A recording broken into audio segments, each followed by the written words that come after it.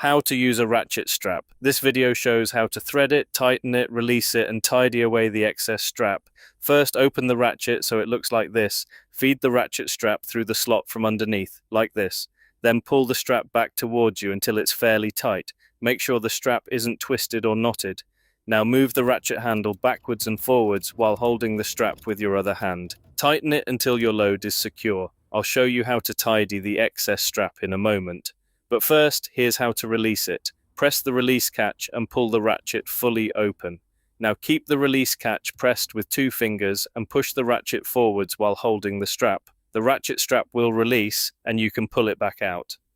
Now let's go back to the excess strap. We are going to fold the loose end neatly like this. You are making a flat loop. Now pass the loop around the back of the strap, then halfway through itself like this. Don't worry, once you get it, it's easy. Now roll the folded strap towards the ratchet. As it tightens, it will hold itself securely against the strap, keeping everything neat and tidy. This is much better than the strap flapping around in the wind. Your load is now secure.